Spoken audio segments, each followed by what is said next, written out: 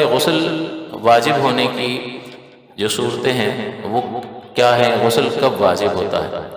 تو ایک صورت تو خواتین کے ساتھ خاص ہے کہ حیض و نفاس کی وجہ سے ان پر ایک حالت طاری ہو جاتی ہے، اور اس پر جیسے ہی وہ مدت ختم ہوتی ہے تو مدت ختم ہونے کے بعد جو ہے ان پر غسل واجب ہو جاتا ہے۔ تو مدت کے دوران جب حیض جاری ہے یا وہ حالت نفاس میں ہے، نفاس کہتے ہیں جب بچے کی پیدائش ہوتی ہے اور اس کے بعد خواتین کو جو بلیڈنگ ہوتی ہے، جو خون جاری ہوتا ہے، وہ ایام نفاس کے ایام کہلاتے ہیں۔ تو اس میں ایسا نہیں ہے کہ اس وقت اسی وقت غسل واجب ہے تو غسل کرے گی تو غسل ہوگا ہی نہیں اس کا، وہ تو دن چل رہے ہیں نا۔ ایسا نہیں ہے کہ اب پانی میں ہاتھ ڈالے گی تو پانی مستعمل ہوگا، نہیں۔ کھانا پکا رہی ہے، آٹا گوندھ رہی ہے تو آپ کہیں گے یہ تو مستعمل ہو گیا، یہ غلط ہے۔ اس پر غسل کب واجب ہوگا؟ جیسے ہی یہ اس کی مدت پوری ہوگی تو اب واجب ہوگا۔ تو یہ ذہن میں بعض اوقات یہ تو کھانا پکا رہی ہے، پانی میں ہاتھ بھی ڈال رہی ہے تو پانی مستعمل ہو گیا۔ جیسے بے وضو آدمی بالٹی میں ہاتھ ڈال دے تو پھر وہ پانی مستعمل ہو جاتا ہے، اس سے وضو اور غسل درست نہیں ہوتا۔ اسی طرح پینے کا پانی ہے اور بے وضو اس میں ہاتھ انگلی ڈل گئی، اب اسی کو پی رہا ہے تو اس کو پینا مکروہ ہوتا ہے۔ آپ کسی اور استعمال میں لے لیں، ہمیں تو پتہ ہی نہیں ہوتا تو ہم سبھی چلا رہے ہوتے ہیں، ساری چیزیں چلا رہے ہوتے ہیں۔ لیکن خواتین کا معاملہ جو ہے وہ ان ایام میں ایسا نہیں ہوتا کہ ان پہ ہر وقت جو ہے وہ حدث اصغر طاری رہتا ہو، اور وہ جس کو چیز میں ہاتھ ڈالیں گی تو اس میں وہ نجاست اتر جائے گی۔ وہ نجاست ان کی اترتی ہی نہیں ہے، وہ تو جب ٹائمنگ پوری ہوتی ہے تو اب جب ان پہ غسل واجب ہوگا تب وہ پانی مستعمل ہوگا، ادروائز نہیں ہوگا۔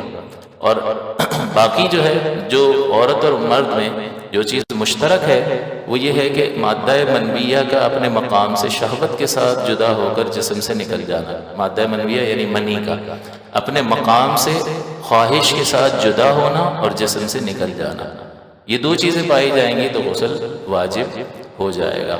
اور اللہ تعالیٰ نے فرمایا یخرج من بین الصلب والترائب، یہ مادہ جو ہے وہ صلب اور ترائب سے نکلتا ہے، یعنی مرد کا مادہ منویہ ہے پیٹھ کی جانب اللہ تعالیٰ نے رکھا ہے، وہاں سے نکلتا ہوا محسوس ہوتا، اور عورت کا سینے کی جانب سے اترتا ہوا محسوس ہوتا ہے، تو یہ ان کا مستقر کہلاتا ہے۔ تو جب یہاں سے یہ جدا ہو رہا ہو اس وقت خواہش ہو، شہوت جس کو کہتے ہیں، اور پھر یہ اپنی جگہ سے جدا ہو کر جسم سے نکل بھی جائے تب غسل واجب ہوگا۔ دو چیزیں، تو نکلتے وقت شہوت کی قید نہیں ہے، یہ پیش نظر رہے۔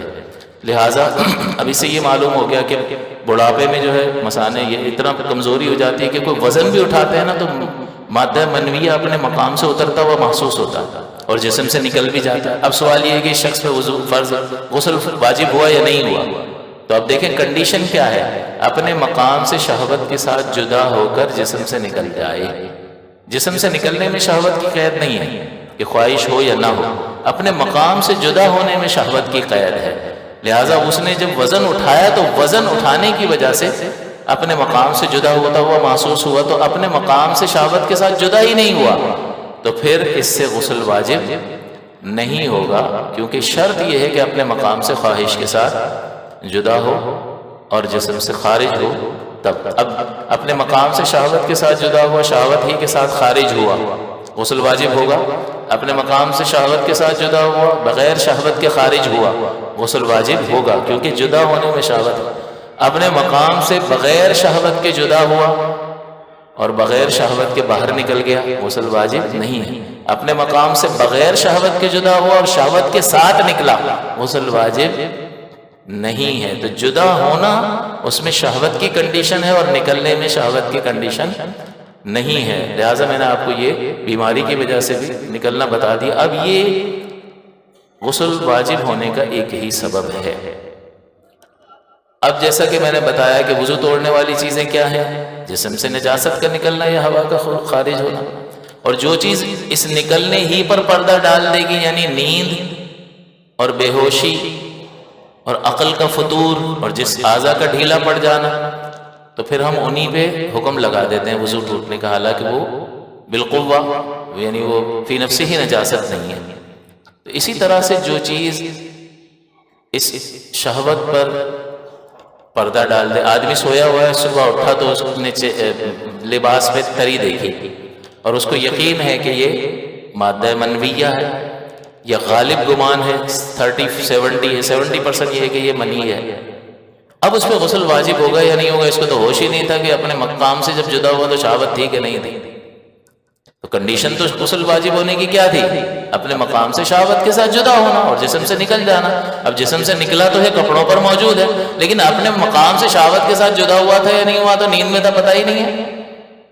تو اب کیا کیا؟ نیند نے پردہ ڈالا، تو اب ہم اس کے غسل واجب ہونے کا حکم ڈالیں گے، لگائیں گے کہ اب یہ نیند نے چھپا دیا کہ اسے شہوت کا علم نہیں ہو رہا، لہٰذا ہم اس پر وجوب غسل کا حکم لگائیں گے. اسی طرح زندہ انسان میں زوجین میں ازدواجی تعلق قائم ہوتا ہے، تو زندہ انسان میں جب دخول ہوتا ہے تو دخول کے ساتھ ہی وجوب غسل کا حکم ہو جاتا ہے، کیونکہ مادہ منویہ کا خروج ہوا یا نہیں ہوا پتہ نہیں، وہ چھپ گیا.